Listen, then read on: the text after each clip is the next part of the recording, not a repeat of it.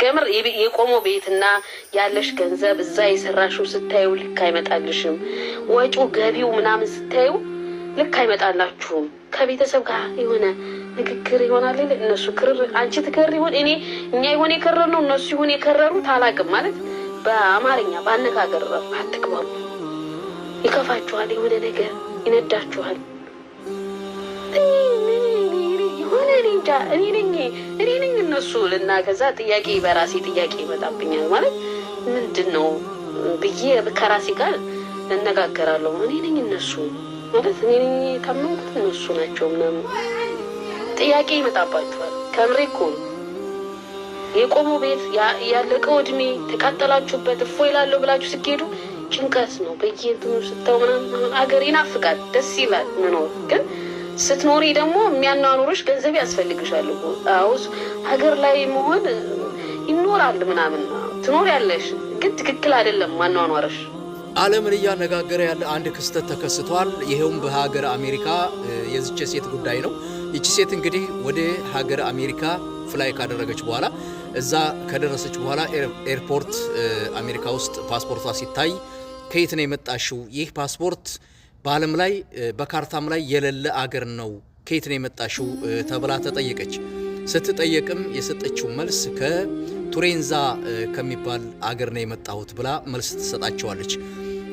ሰዎቹም ይደናገጡና የኤርፖርት ሰራተኞች እችን ሴት በቁጥጥር ስር ለማድረግ ያስቡና ትንሽ ትረጋጋ በሚል ለተወሰነ ሰዓት የሆነ ክላስ ውስጥ ማረፊያ ክላስ ካስቀመጧት በኋላ ድጋሜ ሄደው በሚያዋት ሰዓት ይህች ሴት የለችም። ሰማይ ትግባ ምድር ትግባ የሚታወቅ ነገር የለም።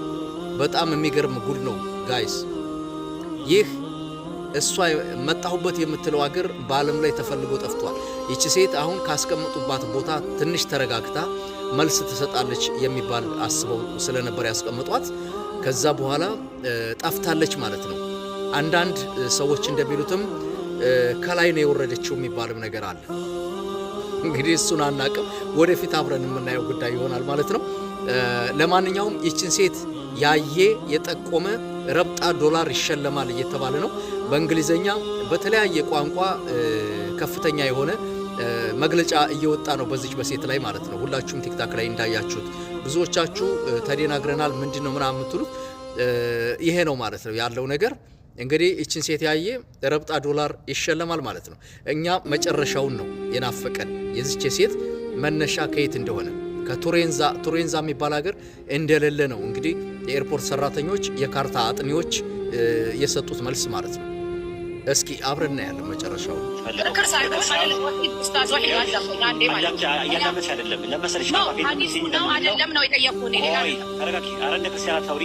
ታውሪኝ እንደ ሙስሊም አውሪኝ ቢያንስ እንኳን ነሲያ እንደሚያረጋው አውሪኝ።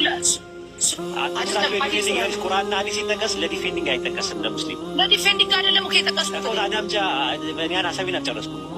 አሁን ምንድነው ኒቃብ ፈርድ ነው ወይስ ሙስታሀብ ነው በሚለው ኺላፍ አለበት ብለሽ ብታስቢ ማውራት ከፈለክ ኡስታዝ ዋሂድ በውስጥ ማውራት እንችላለን። ጀዛከላሁ ተዓላ ኸይር። ለምን ትፈሪያለሽ? ከሁለት ለምን አፈርቻ አይደለም ግን እኔ ወንድሞች ጋር ከሌላው ጋር የምትጨቃጨቁ ከሌላ እምነት ጋር አንተ ጋር ደግሞ እዚህ ጋር አልጨቃጨቅም ነው ያልኩት። የነገርኩህ ሐዲስ ማዳመጥ እኮ አይደለም የነገርኩህ ሐዲስ ነው አይደለም የሚለውን መልስልኝ።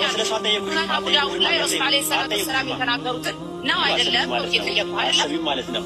በጣም ነፍስያ ነው ይሄ የነፍስያ ጉዳይ ነው። ነው አይደለም እኮ እኔ ልጆችን ማስፈራራት ዳር ነኝ ነው አይደለም ነፍስያ ነው ይሄ ከባድ ነፍስያ ነው። ወላሂ ሐዲሱን ነው ያንሳልሽ አላንሳልሽ። የሙስሊም ሴት ባህሪ ሻርፕን ሂጃብን መልበስ ብቻ አይደለም፣ ሀያ የሚባል ትልቅ ልብስ አላቸው። ይህንን ልብስ የምታገኙ ደግሞ እነዛ ውድ የነቢዩ ሰለላሁ ዐለይሂ ወሰለም ሚስቶች፣ ባለቤቶች እና የነዛን ውድ ሰሓብያት ታሪክና አካሄዳቸውን በምትመለከትበት ጊዜ ይህንን ውድ ሀያ የተባለ ልብስን ታገኛለች። ዝም ብሎ ማንንም አልፈራም ማን ይናገረኛል ብለሽ ብትወራጭ ክብርሽን ነው እንጂ የምታቆየው ምንም ነገር የምትፈጥረው ነገር የለሽ። ስለዚህ ድርጊቶችሽ ሁሉ በሙቀት በኃይል የተሞሉ ናቸው። አላህ አደብ ይስጥሽ፣ አላህ ስርዓት ይስጥሽ። መጅሊስን በተመለከተ የተናገርሽው ስርዓት የጎደለው ንግግር አለሽ። አንድ አሁን ደግሞ የተመረጡ አሉ የሚከፋፍሉ በአፋቸው የሚከፋፍሉ የተመረጡ አሉ። ምርጫ ውስጥ ተመርጠው የገቡ እነሱን ራሱ መንግስት እንዲያያቸው ጥሪ አቀርባለሁ። ረህመቱላሂ ወበረካቱ። የተወደዳችሁ የተከበራችሁ የመኒታ ቤተሰቦች እንደምን አላችሁ? አልሐምዱሊላህ በጣም ደህና ነኝ። ትናንትና እንግዲህ ሀቢባ ቤት አንድ እህታችን ፋጡማ የምትባል የዛሬ 4 ዓመት ህመምተኛ ነበረች። በልጅ ቶፊቅ አማካኝነት ብር ተሰብስቦ በአማና መልክ እኔ ጋር እንዲቀመጥ ተደርጎ ነበር። ከዛ ላይ የመጀመሪያውን 13000 ሪያል ወስዳ ወደ ሀገር ከገባች በኋላ ቀሪ ብሩ እንዲላክ በሚል እሳቤ ተደርጎ 13000 ከወሰደች በኋላ ወደ 2000 ብር ተጠቅማ 9000 ብር እኔ ጋር ነበራት። ያ 9000 ሪያል ኦልሬዲ እኔ በዛ ጊዜ ታሰርኩ። ልክ ብሩ ቤትም እያለ ታሰርኩኝ። ከታሰርኩ በኋላ እንግዲህ ወደ 1 ዓመት ተኩል አካባቢ ታሰሬ ወጣሁኝ። ከዛ መጣሁኝ። በመሀል እንግዲህ እሷን ላገኝባት የምችልበት አጋጣሚም አልነበረም። እሷም እኔም አልፈለገችኝም እንደሰማችሁት ከሆነ። ከዛ በኋላ በሪያል እንግዲህ በዛ እንግዲህ እኔ ብር አልወሰድኩትም፣ አላህ ያውቃል።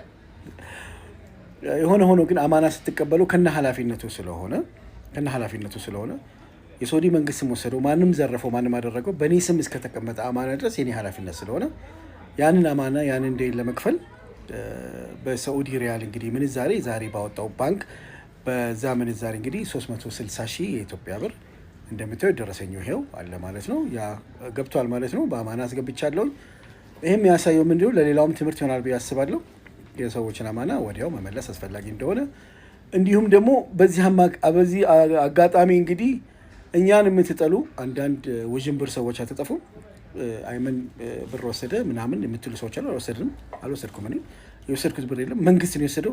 ያንን 2 ዕዳ ከፍያለሁ። አልሐምዱሊላህ ለዛ አቅም የሰጠኝ ጌታ አላህን አመሰግናለሁ። በመቀጠል ደግሞ ከጎኔ ለሆናችሁ ይህን ያክል እንደምትወዱኝ ዛሬ በጣም አውቄያለሁ። ከማታ ጀምሮ እረፍት አጥቼ እየደወላችሁ በቃ ብር የሚቸግርህ ከሆነ በተለይ 2 ወንድሞች ስማችሁን መጥቀስ አያስፈልግም፣ 2 ወንድሞች ብሩን እኛ እንልካለን በሪያል እዚህ እናሰጠልሃል። ምክንያቱም ሀቢባ ተሳስታ 1 ሚሊዮን ብር ነው ብላ ነበረ። ከዛ ደግሞ ተሳስታም 500,000 ብር ነው ብላም ነበር እና ያን ስህተቷንም ይቅርታ ጠይቃ እሷ አይደለም አይመጣም ወደ 300 ምናምን ሺህ ነው ሂሳቡን ስራው ብሎ ስንሰራው በዛሬው በባንክ ተመን 359 ሺህ ነው ድፍን አድርገን 360 ሺህ እንደምታዩት ደረሰኙን አስገባሁኝ ማለት ነው። በጣም አድርጌ ነው ማመሰግናችሁ አጠገቤ ለነበራችሁ፣ በጣም ለረዳችሁ፣ ላገዛችሁ፣ ለተረዳችሁኝ ሁሉ ምስጋና ከፍ ይበል። ብሩንም አስገብቻለሁ። እሷንም እንግዲህ አላህ ያድናት ያሽራት ነው የምለው። ሰላም አለይኩም። ቦርጫም መላጣ ብትጠበሳት ሸተኝም ዝሆን ትመስለኛለች ያልሽን አስረግጠሽ እንደዚህ ስላልኩክ ይቅርታ አድርግልኝ በቃ ትዘጊያለሽ። ከዛ እሱ ደግሞ ይቀጥላል ምለውን ይልና ይቅርታ ይላል። አንቺ ያልኩሽን ብለሽ ይቅርታ ብላ የፋጡማን ብር ይመልስና ይቀርለዋለሁ። መቀረውን ብር ይስጥ። መለሰ እኮ ይሄ አንቺ የእውነት ትፈልጊዋለሽ፣ እውነትም ትፈልጊዋለሽ ማለት ነው። በቃ የፋጡማ ብር 9,000 ሪያል መልሷል። ሌላ ነገር የምትፈልጊው ነገር አለ ከዚህ ሰውዬ ንገሪኝ በግልጽ። 9,000 ሪያሉ 2,600 ሪያል ይቀራል። 600 ለፈጣሪ ሰጡት። ሁለቱም ማስረጃ ስለሌላቸው ለፈጣሪ ሰጡት። ከዚህ በላይ ማድረግ እችላለሁ የምትይ ከሆነ ማድረግ የምትችይው አድርጊ። ሌላ ፐርሰናል ከሱ የምትፈልጊው ነገር ካለ በግልጽ እዚህ ጋር ተናገሪ። ካለ በለዛ ግን 9,000 ሪያሉ መልሷል አይደለ?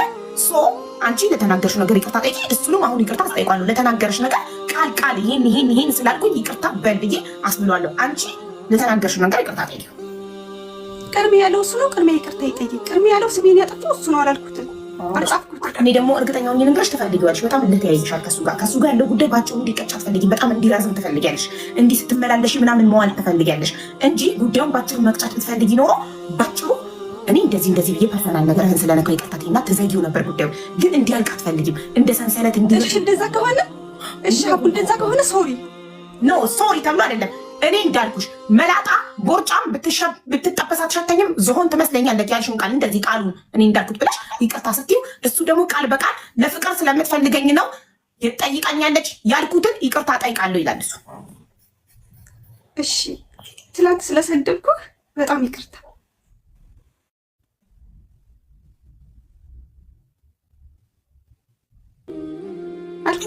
አውቃ እንዲረዝምላት ፈልጋ ነው። እኔ ግን እድሉን አልሰጣትም። ጉዳዩ እንዲረዝምላት ጨርሰሻል። በቃ እሺ። ትናንትና ከመሰደብኩሽ ይኸውልሽ አንቺ ባልሽው ነው የሚለው እሱ ቃል በቃል አንቺ ቃል በቃል ማለት ስላልፈለግሽ እሱን ቃል በቃል አይልም። የሚልሽ ምንድነው ትናንት ስለሰደብኩሽ ይቅርታ ነው የሚልሽ እሱ። እሺ በቃ ትናንትና እድል አንዴ ነው ጨርሻለሁ። ሚውት አድርጊ። ቆይ ልበል። እሺ ቃል በቃል በይ። ትናንትና መላጣ ቦርዳ ብትጠበስ አትሸተኝም ዝሆን ትመስለኛለህ ስላልኩት ቃል ይቅርታ አልመችም። እንደዚህ ቃሉን ደግመሽ ብለሽ እንደዚህ በማለት ይቅርታ አልመችም። ከዛ እሱም የፍቅር ጥያቄ ፈልጋኝ ነው የፍቅር ጥያቄ ጠይቃኛለች ስላልኩ ብሎ እሱ ቃሉን ገልጾ እንጂ ስለምን ይቅርታ እያልሽ ይታወቃል። እሺ ትናንትና ቦርጫ መላጣ ዝሆን ትመስለኛለህ፣ ሴት ሁላ ትመስለኛለህ። ምትጠበስ አትሸተኝም ላልኩት ይቅርታ አሁን ደስ ይጎበስ እያንዳንዱ ስለ እያንዳንዱ ቃል ነው ይቅርታ መጠየቅ ደስ። አሁን አይመኒታ ደግሞ ትናንትና ስለምታፈቅረኝ ነው የፍቅር ጥያቄ ጠይቃኝ እምቢ ብያታለሁ ስላልኩኝ እጅግ በጣም ይቅርታ ብላት።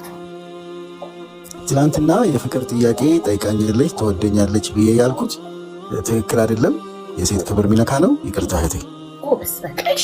ነገር አልጠየቀችኝም ይበል ነገር አልጠየቀችኝም ማለት ያለሽ ጉዳይ መቼም እንዲያበቃ አትፈልጊም። ይቅርታም ጠይቆ ይቅርታ የሴት ክብር ሚነካ ነው ትክክል አይደለም ብሎም ይቅርታም ጠይቆ እንደገና ሌላም እንዲደግምልሽ ድምፁን ስትሰሚ መዋል ነው። እሺ በቃ